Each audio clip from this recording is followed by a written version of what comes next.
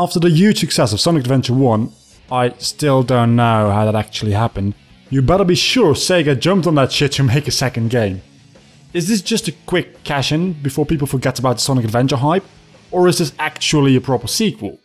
Well, I'd say it's neither. This is a bit of a strange one. The game is told from two perspectives, the hero side and the dark side. Both of these sides have three characters to switch between with every stage, so keeping track of the story can be rather difficult at times. But I've tried to keep track of what's going on, and this is what I've got for you. Sonic is being hunted by the military because they think he stole a Chaos Emerald from them. Why they have one in the first place? Shit, we don't know.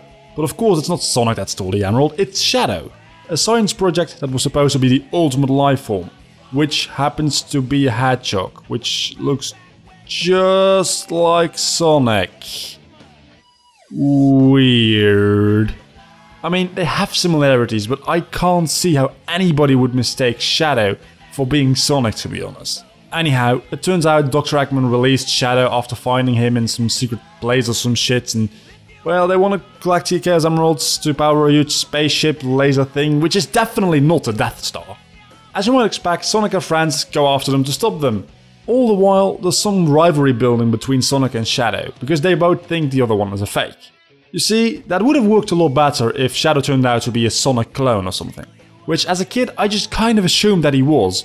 But now that I know that he isn't, this rivalry feels really forced and stupid to me. So, when you get to the space colony where Eggman is doing his evil shit, Shadow and Sonic have one last face-off and that's it.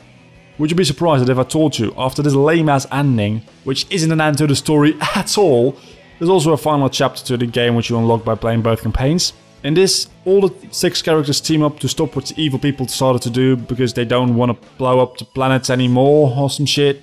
Honestly, I don't really know what happens, but at the end of the day, Sonic and Shadow team up as Super Sonic and Super Shadow to defeat the final boss, and then Shadow dies. Sonic doesn't die because, well, he's the main character. But don't worry, the power of merchandise and fandom will keep Shadow alive. The graphics aren't too bad. I kinda like the way everything looks. One thing really bugs me, and that's the Master Emerald keeps changing size. One time, it's bigger than Knuckles, and in a different scene, he's holding it in his hand.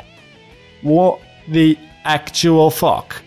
The voice acting is some of the worst I've ever heard, and the lip syncing is straight out of hell too. Now that is a big problem because you can't hear them over the music, which is loud as fuck anyway. Now really, it's a good thing this game has subtitles, because otherwise you probably wouldn't be able to hear half the shit these guys are saying. Level and enemy design are on point though. There's a lot of variation in the stages, and the enemies generally feel like they belong in the surroundings. But damn those voices, they will haunt me for years to come. There's 6 characters, 3 hero characters and 3 dark characters. Each hero character mirrors a dark side character, which leaves us with 3 gameplay styles in total, which is significantly less than the 6 gameplay styles we had in Sonic Adventure 1. But that must mean that they're better and more polished, right? Well, yes and no. It is less buggy for sure. So, the 3 gameplay styles which were left from the first game are Sonic, Knuckles and E102 Gamma. The first kind of stage I play through is Sonic and Shadow, and are actually just downright pretty good. Nothing to complain about here. The controls can be a bit iffy, but once you get used to them, there's nothing too bad to be honest. No, my problem starts with stages you play as Tails or Eggman. These are based on the E102 Gamma campaign from the first game. While you might remember me actually liking that campaign, I don't like these stages at all. First off, you're much slower than you were as a Gamma, making it really painful to get anywhere. I mean, for God's sake, they are robot-like thingies. I'm sure they would make you walk faster, not slower. Anyway, as if that's not bad enough, the aiming laser pointer thingy makes a horrible sound. But it still could be worse. Believe me, it can be. Knuckles and Rouge. Okay, you thought the Knuckles stages in Sonic Adventure 1 were bad. Take that basic gameplay, add more complex and bigger maps, and only allow the player to see one radar at a time. Whoever came up with this idea, and how are they not fired on the spots? To sum everything up, they took 3 gameplay styles from the first game. Good job picking the right ones, nobody will miss Big the Cat. Anyway, They took one and actually improved it, unlike playing as Sonic. The second, well, they kinda fucked it up. The third, they made it living hell. The thing is though, in Sonic Adventure 1 you could choose not to play as a certain character because they were divided into different campaigns.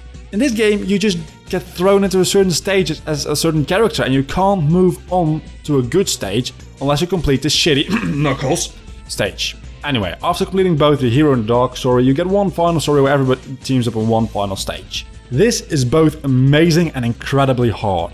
Knuckles and Rouge don't have to look for emeralds anymore. Instead, they use their abilities to toggle a switch. Yes, the moment Sega dropped the gameplay gimmick, they became playable and fun.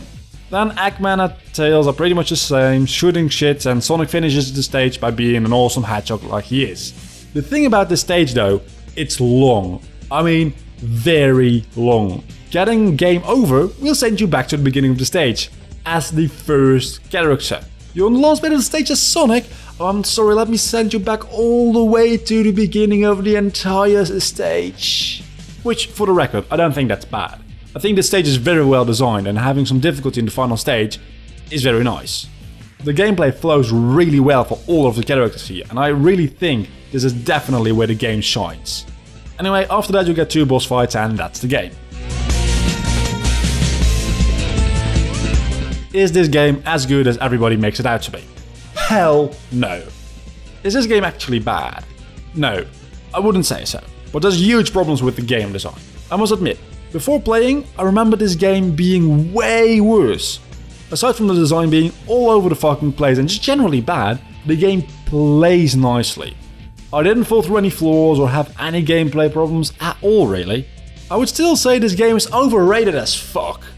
But it's worth a play, so I'd say revisit it if you have the time. It might be worth your time. Thanks for watching my in retrospect on Sonic Adventure 2. If you've enjoyed this video, don't forget to leave a like to support the channel and subscribe to keep up to date with my newest content. In the meantime, you can click the thumbnail on the top to watch my in retrospect on Sonic Adventure 1, and the thumbnail on the bottom to watch my let's play on Sonic Adventure 1. Until the next time, I have been Vlogger, you have been awesome as always. Bye.